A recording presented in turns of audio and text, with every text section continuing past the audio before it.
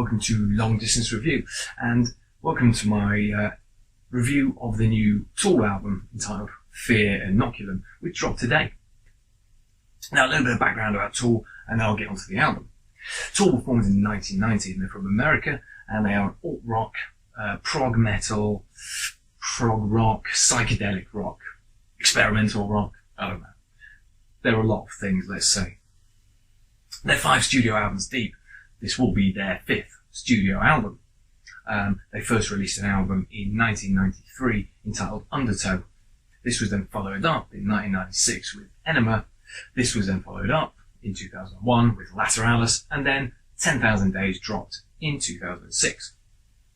Anyone with a basic grasp of maths will now realise that it has been 13 years since Tool released an album. That's 4,745 days, or 113,880 hours. And in that time, I could have listened to 10,000 Days about 91,100 times. And in a way, I feel like I've wasted my life not doing that. Now, Tool. Let's have a little chat about Tool. Tool, in my eyes, are a bit of a cult band. Not a cult band in the sense that they are an underground band, but there is a cult surrounding Tool. They're different to a lot of other bands out there, in the sense that they are contrary and antagonistic purposely. They've remained off streaming platforms until about a month ago, in the run-up to the release of this album. They finally came out onto streaming platforms, put their albums on there. So in a way, there's a whole generation of fans out there that have never listened to Tool before. They've heard the name, they've probably seen pictures, but they've never listened to Tool before. Tool value their privacy very highly, and they like to mess around with the media. They like to tease fans, and they like to lie to the media for their own amusement. And because of that, I like them more. But the question is can Tool survive in this modern world where attention spans are about 3 minutes long? I was at Download Festival and watched them headline the Sunday, do an incredible set, but a lot of people voted with their feet and left after a couple of songs because they were all staring at the stage thinking, what the hell is this? This is an 8-minute song and no one's said anything for ages. So really, what can Tool do nowadays? And do people just say they like Tool? It seems to me that people just say it's cool to like Tool. Do people ever listen to Tool? People just say that they like them. Is that a thing? It's a worrying thing. So here we are then with the release of the album Fear Inoculum. Fear Inoculum, the title itself, is an interesting title. Inoculum is a way of immunising yourself against something. So this is immunising against fear. And the fear of what?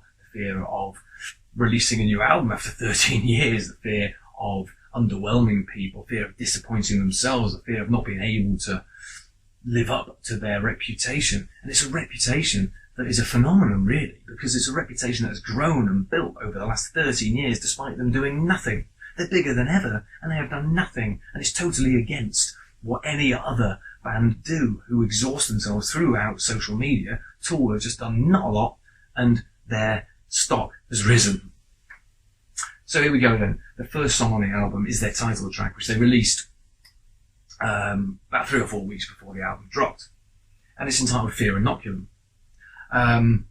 This track, it sort of opens in a way, sort of ambient black metal way, which reminds me of Burzum, if anyone's ever listened to that. Not the more black metal-y Burzum, but the ambient, repetitive Burzum, which is incredibly boring. But this is Tool opening like that. And it's only for a short period, has these very percussive drums and sort of Maynard's vocals come in. They're really beautiful over these hypnotic drums that Tool have sort of kept in this song, almost like bongos in a way, but they're probably not.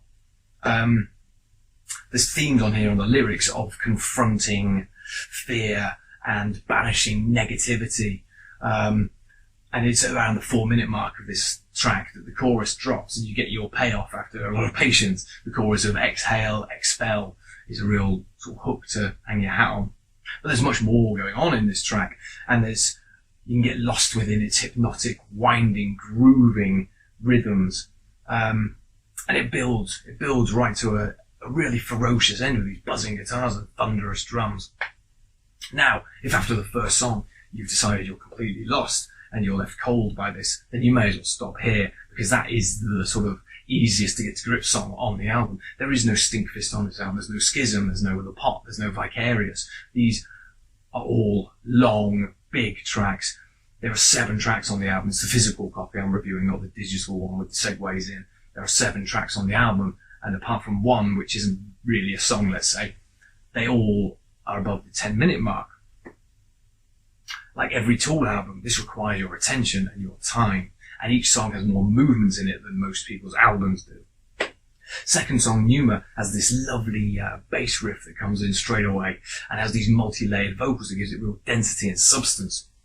At the halfway mark, the song sort of disperses in a way, and what comes in is this very slight sort of synth with a bass line with it, which sort of takes over and builds the track back up to a stunning finale. And Daddy Carey again proves that he is the best drummer on the entire planet. This is art. There's no other way to describe it, really. This is art. People that say the music isn't art, this is art. They should listen to Tool. It's an art form. And there's no other way to really sort of describe their music. You can't just continually say prog rock, because it's not just prog rock. There's so much going on here. The song Invincible is the next song up, and anyone who's been to see Tool live recently will have seen Invincible played at their live shows. It's a much more sort of straightforward rock song, but not in terms of its length.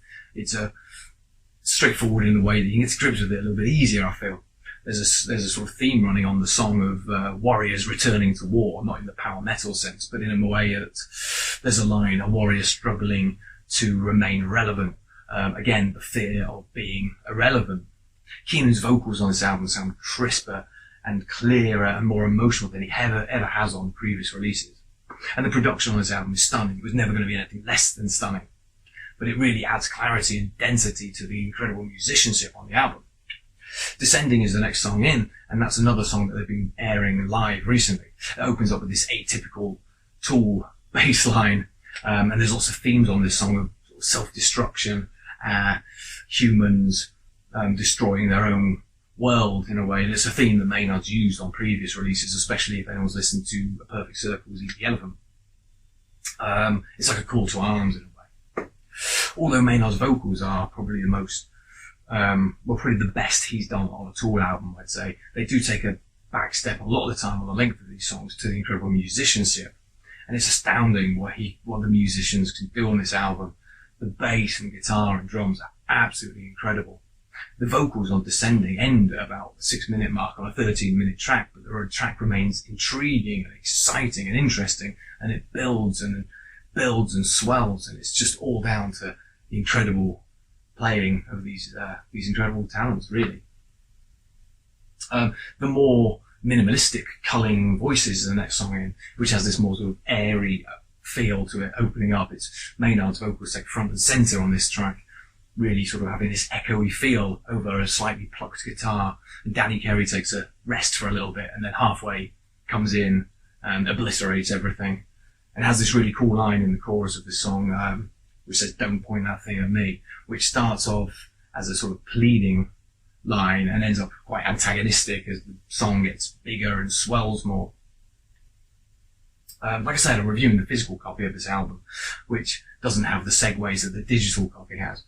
Did I say physical copy? Anyway, I'm doing the physical copy, is what I'm trying to say, which has 7 songs on it. 7 being the key number this time. We all know Tool love their numbers. 7 is the key number on this one, which does mean that there is this 4-minute track called Chocolate Chip Trip, which comes in here, which just seems to be a synth-based track, which bears no resemblance to a lot else on here, apart from showcasing how very, very good Danny Carey is at drums. And I'm fine with that. The closing track on here then is a track called Tempest, or 7 Empest. Let's just say Tempest for pronunciation's sake. And it's probably the heaviest track on here. It opens with these buzzing guitars and these absolutely pummeling drums. Maynard's vocals end up being much more on the raspier end of his range, something that you're used to in probably previous Tool albums, but not so much on here. The guitar tone is much more within the metal end of Tool's spectrums, and the drums are just brutal throughout this song. But it's not a quick in and out metal track. Don't expect that. This is a 15-minute song that continues and continues. The second half of the song just seems to cement and concrete what incredible musicians these guys are. Every single musician seems to be in harmony with each other whilst pushing themselves right to the limit of what they can do. And it's a fitting end to what is a really, really incredible album. Each note on this album, each key change, each time signature change seems incredibly deliberate. Nothing seems forced. It almost seems effortless at all to do this much. Yes, it's been 13 years, but I feel like this is a big fuck you to anyone who thought that Tool couldn't do this again and couldn't be the Tool that everyone wanted them to be or believed they could be or had heard of the myth of Tool. But this is a masterpiece in my eyes, an incredibly good album. Now, what I will say is I've only listened to this album 3 times. Dropped today, I've listened to it 3 times on a set of very, very good headphones. And if you want to get the most out of this album, please listen to it on a very good speakers or very, very good headphones, because you will immerse yourself in it. And just get rid of your phone, get rid of everything, sit down and listen to this album. You'll get a lot more out of it. And I think by next week I'll have not a different opinion at all, but I would have got more out of this album. So let me know what you think of this album. It'd be really interesting to hear what people think. And that's it. I'll be back next time with another album to review. Thanks for watching. Cheers.